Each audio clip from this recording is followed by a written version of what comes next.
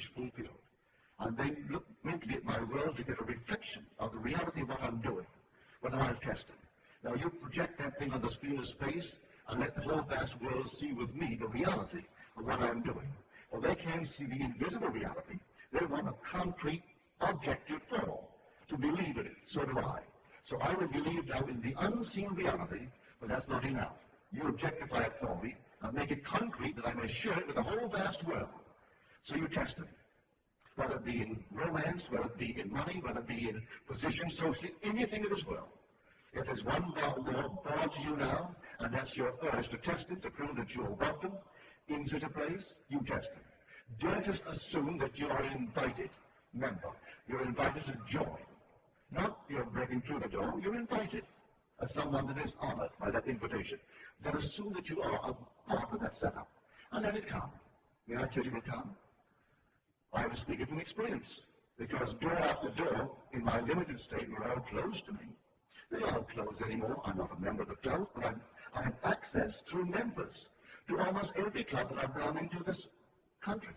In New York City, the exclusive clubs, I have some friend who is a member. He invariably said, never have lunch with me, have dinner with me, or have cocktails with me in these areas. I don't join. I'm not a joiner of any club in this world. But they aren't barred to me. At one time in my life, I would not even begin to dream I could ever get in there, say, as a busboy. You don't go as a busboy anymore. You go in as an honored guest of someone who is a member of the place. So I say to everyone, do not accept the present limitation. But don't think if you acquire these great things in the world of Caesar, that in any way it is putting some little mark for you in the eyes of God. This is grace 100%. And so when one tires of having things, and then they try, because some philosophy tell them, you can acquire it. And that's my problem from coast to coast, to go back and find friends that you thought really understood you.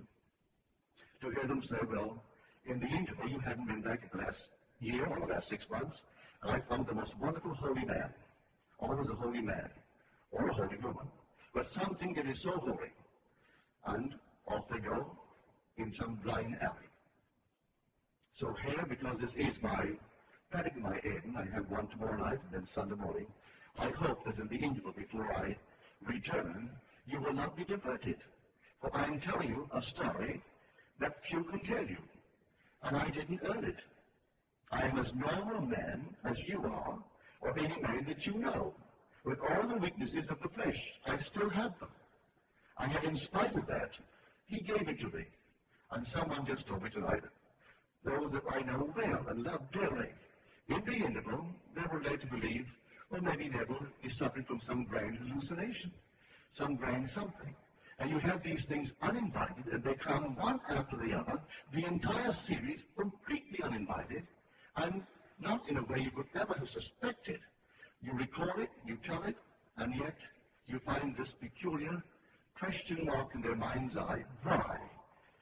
Because they've dined with you. They've dined with you and saw in you a perfectly normal, natural man. In other words, you didn't bring the meat out of the atmosphere. Someone brought it from the kitchen. And you cooked it, and you did the cutting, and you washed the dishes afterwards, and you did all the normal things that a man would do. But that can't be one who really has been smiled upon by God, one who God has saved from the world of recurrence. How could it? He's a natural person. He made the drinks and brought all the drinks in, and maybe a brought in too many. And so, there is a perfectly normal, weak man. So in the absence of the constant reminder from the platform, they meet someone who doesn't drink, who doesn't entertain them socially. And so in that case, they don't know his weaknesses, and he can hide behind the little veil that he differs from the rest of the world. He doesn't differ from anyone in this world. We're all in a world of very, very weak natures. And that's the rather fantastic thing, this transformation of this fragile human being into the image of God. No one but God could have done it. Man couldn't do it by taking thought. And yet he's gradually transformed from one degree of glory into another. As he actually lifts the veil, and you're told, one veil is lifted after the other, and from one degree of glory into the other, until finally we're one with God. And then lifted off the speed of recurrence.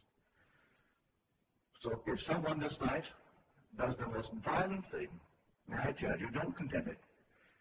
Just transform it in your own mind's eye. This past summer in Barbados, a man said to me, years ago, this retired man said, I have a certain property. Would you investigate them for me and tell me if they're secure, or should I change my portfolio? Because I'm retired now, and this is my choice for my portfolio. So this man took him at his word, investigated the stocks and bonds, and came back and said, it's perfect. They've always paid a good dividend, and they have good management. I wouldn't change one stock you have there. They're all good and solid. Then he said to my father, about 6 months later, he said, Mr. Joe, I took that man's stocks and bonds, investigated them thoroughly, and they're all perfect. They're solid. He has not a thing to worry about, but he's always so worried. Why is he so worried? My father said, he has much to worry about. He said, what is it, Mr. Joe? He said, he's worried how he came by them. All right, so the man played a part that you and I would want to play. But that's all right. My father didn't condemn him. He said, he's worried because he has another code and he fell short of his code. In little Barbados in the old days, it was really a hang-up for pirates, really. Even in my lifetime, I would call them pirates, because this man ran. When he called it a hotel, I wouldn't. I called it a house. Well, he had a bar and this place, and when the men came in, he plied them with rum and rolled them. Captains, officers, men, everyone. So that's how he came by his money. And it so preyed upon him that one day he sat on the beach, looked off at the ocean as the water came lapping up to his waist, then took a razor and severed his face. And that was his exit from this world. Still don't condemn him. That's the part he played. But now God will restore him instantly to life, insert him into a new time sequence, best suited for purifying the heart. And so he played that part in this little time sequence. He'll play another part without loss of identity. He'll be the same I, the same consciousness, in a new series, and then a new purification. And the day will come, that one who severed his own face because he couldn't live with his memory of what he did to others to gain Caesar's dollar, will tomorrow be just as pure as the girl that God is seeking. And when it's that pure, he is one with God. For blessed are the pure in heart, for they shall see God. So, play your part fully. You need not do that. I don't think anyone here would do it, or you wouldn't be here, really.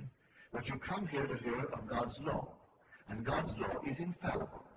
As we're told, blessed is the man who delights in the law of the Lord, for in all that he does, he prospers. Not in a few things. In all that he does, he prospers. Well, if that is true, as told me in the very first psalm, I should make every effort to find out that law. Blessed is the man who delights in the law of the Lord, for in all that he does, he prospers. Well, now, I found that law. It's a simple, simple law. And the law is simply, whatever I am assuming that I am, then I'm going to be. It's as simple as that. Ask in my name is asking with my name.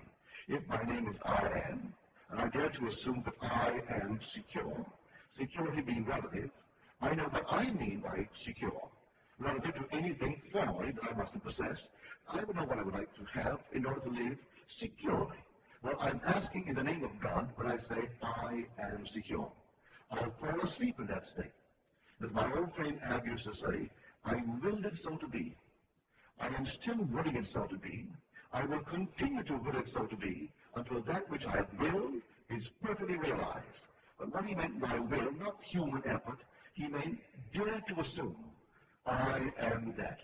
As I assume I am that, well then, it goes into the next state, and finally the whole thing unfolds before my world. Today I went over to Oakland, and this lady told me that her niece attends a class at UC in Berkeley, and she went to this professor who was teaching the actual subject, what he called it. The first day he had 40 odd in the class. He went to the blackboard, and he wrote up, I am, and began to explain what he meant by it. As the class came to an end, he wrote, I am that I am. There was a snicker among the boys and girls, 45 of them. The next time he held the class, less than 20 attended. They were not interested. Maybe he doesn't know it. Maybe he does know it.